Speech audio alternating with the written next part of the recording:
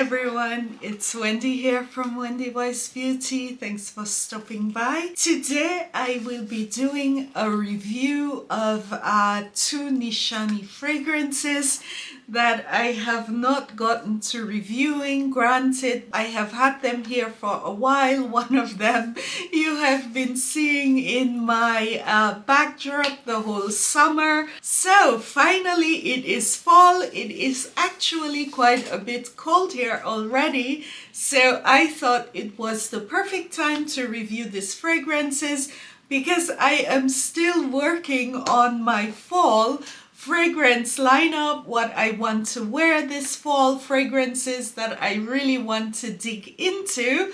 So this video is really well placed. You can see in the backdrop some of the fragrances, the ones in the trays that I do plan on wearing, but I am not finished. I am going to start this video with 100 Silent Ways from Nishane. When I bought this fragrance, actually I went to the Nishane counter to pick up Zayn. I had received a sample of this fragrance and I played with it at home. It was such a gorgeous fragrance, so I decided I wanted to have it in my collection. But when I went to pick up Zayn, I came across such a wonderful sales associate, and she was very knowledgeable about the line and fragrances, and she was just so kind. And she took really a lot of time with me. She went through the fragrances. She allowed me to sample both versions of the fragrances. There is an X version and then the original version, and told me the whole story behind every fragrance. And at the end of spending maybe like 45 minutes with this woman, I ended up picking up 100 Silent Ways because I also fell in love with this fragrance. 100 Silent Ways, it's a fragrance that I think it's appropriate for winter, spring or fall, and I have had this here. I have been wearing it and I love it so much. It is such a creamy, beautiful fragrance and really something you can wear in just about every environment, for home, for work, for play. And I am honestly very happy I picked this up. It is really so versatile. I must be honest, when I first sprayed this fragrance on my skin at the counter, I was thinking, is this really a niche fragrance? It doesn't feel complex enough. I thought this is a bit ordinary for the Nishane line. And then the fragrance developed and it became more complex. And in this 45 minutes or so I was at the counter, I had this on my skin and it developed in such a way. I loved it so much, I decided that this was the one. As this fragrance develops, it really shows that it is a more complex fragrance. The top note of this fragrance, it is tuberose, peach and mandarin. There is a lot of tuberose and also peach. And the opening, it is fruity floral, but there is a bit of a pencil sharpener note, not a bad one. It just adds a bit of a crisp accord. So it is not very overly fruity. When 100 Silent Ways develops and it progresses into the middle, it gains a lot of depth. The gardenia note and the orris note adds a bit of creaminess to the fragrance. It gains body and it starts to develop into a completely different type of fragrance as the opening of the scent. Also, in the heart note of the fragrance, it develops a bit of a powdery note, which you would never think would appear in this fragrance because the opening, it is quite fruity floral. Also, what I love about this fragrance is that it has a way, I don't know how to describe it. At some point, the fragrance is floral, and then this powdery note is there, and then there is a sweet accord. It blows through the fragrance and it comes and it goes. It is not always there, and when I wear this scent, I am always waiting for this to happen. Another fragrance that I have where I get this ghost accord, it is a Guerlain exclusive. It is called Musc Outre Blanc. This one, it is a floral note which comes and goes in the musk where you least expect it. And also I do get this note in 100 Silent Ways. It is a sweet note. It is very beautiful, and this happens throughout the life of the fragrance. This is what transformed this fragrance for me from a normal everyday department store fragrance into a niche fragrance, because when I wear this, I am always anticipating this blast of sweetness laced with a powdery note, which I get here and there in this scent. 100 Silent Ways, it has more of a vanilla dry down, which is laced with some nice woody notes and also a bit of a sweet accord. This is a very pretty fragrance. I mean, it is not the most complex fragrance in the Nishane line, however, it is at the same time beautiful. The lasting power of this one, I think it is quite good. It is just that I wish it had a bit more sillage. It is a beautiful fragrance. You can say the type of fragrance that you do want people around you to smell. But I do find after about 2 hours of wear, this fragrance, it does wear a bit closer to the skin. I can smell it on myself. It's beautiful, but it is not a fragrance which projects very much. I have seen in some reviews that people are comparing this to Black Opium. I do have quite a few samples, and I have compared the two fragrances side by side over the last couple of months. There is a bit of a similarity between the two fragrances, but I would not call them clones, or that YSL Black Opium is a dupe of Nishane 100 Silent Ways. There is a bit of a similarity, but I do find that Black Opium, it has a bit more vanilla, and it is not as creamy, it is not as well blended, and also this beautiful sweet note that I love, which is coming and going in the undertones of this fragrance, especially when this fragrance is in the base note.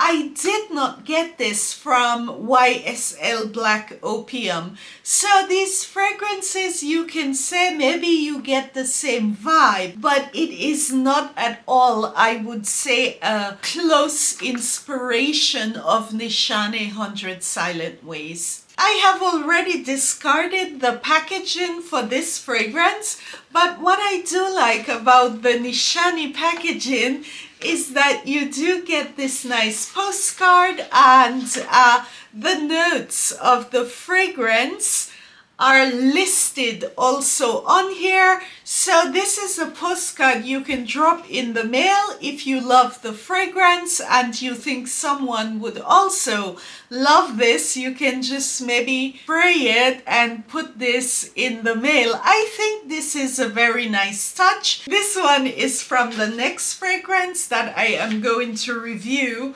It is Nishane Ani. Before I continue, for those of you who are here for the first time, I do hope you would consider subscribing if you find my videos to be beneficial, helpful. I do review all fragrances regardless of the price point. I am someone who firmly believes you can find fragrances and good fragrances in all price categories. It's just a matter of testing, doing a bit of research, and regardless of your budget, you will always find a fragrance which is worth wearing, a fragrance which is beautiful. Price does not always mean that you will get quality. I do have fragrances in my collection which are costing 500 euros, and at the same time I have fragrances which are costing 25 euros, and some of those fragrances I do like better than the ones I spent a fortune on when I bought them blind. So price is not always an indication of quality. So this is my channel, and I do hope you would consider supporting this channel by subscribing, sending me a few comments, giving me a thumbs up. For my returning subscribers, I love you guys and appreciate you greatly. Nishane Ani, it's a fragrance I have been sampling, dabbing in, playing with for such a long time, but I have never picked it up. And in the last year or so, since I have been buying a lot more Middle Eastern fragrances, I have gotten quite a few dupes of Nishane Ani, and you can really say I inspired myself in the other direction. By the way, I do have a video coming up with all of the Nishane Ani clones or inspirations that I have picked up in the last couple of months, and I will be comparing it to this fragrance because I think this one, it is still very popular, and this is the way the fragrance is packaged. It is pretty standard packaging, and of course it comes with the card and with the composition of the fragrance. I am going to wear this one today, so I will spray it generously. The opening notes of this fragrance, it is bergamot, green notes, blue ginger, and pink pepper. And what I love with this opening, this is really a beautiful ginger, a nice rendition of a ginger opening laced with some citrus accords. It is a fresh opening, but at the same time, it does have a bit of the spiciness of the ginger. It is very aromatic. It is not too spicy. It is a very inviting opening. When I got this fragrance, I wasn't sure if I should get this one or the X version, but I settled for this one because it is the same scent that I had in my head from years ago. It is very beautiful. This one, it is an oriental fragrance. It does have this oriental feel to it, but it is not too much. It is just pretty. It is a very well-balanced fragrance. When the scent progresses further and into the heart, the middle of this fragrance, I do sense a bit of a mothball accord, but it is a good one. And every time I played with this fragrance, it invoked such beautiful memories, you know, of playing in your grandmother's her drawer where she kept her beautiful things, her church things, her gloves and her petticoat. It is this type of mothball aroma. It is very nice, you know, and I got these warm feelings, you know, because I could see myself rummaging through this drawer where she kept her precious things. And if you were a good girl and you were very dainty and did not mess up everything, then you got to try one or two of her very nice petticoats or something like this. The aroma I get from this, it is this type of aroma, you know. Maybe there was a little bit of potpourri in a little sack in the drawer, and these round comfort balls. I mean, it is not very strong in the fragrance, but it is very comforting. And it evokes very positive memories for me. The Turkish rose and the cardamom in this fragrance, it is a very nice melange. And maybe it's the mix of the cardamom and the rose, which is what I am interpreting as this very nice quasi mothball aroma. It's very slight and very delicate, but I can get it in this fragrance. The cardamom note, it is done very beautifully in Ani. There is also a citrus note, which is in the heart of this fragrance, the heart more leading into the base of this fragrance.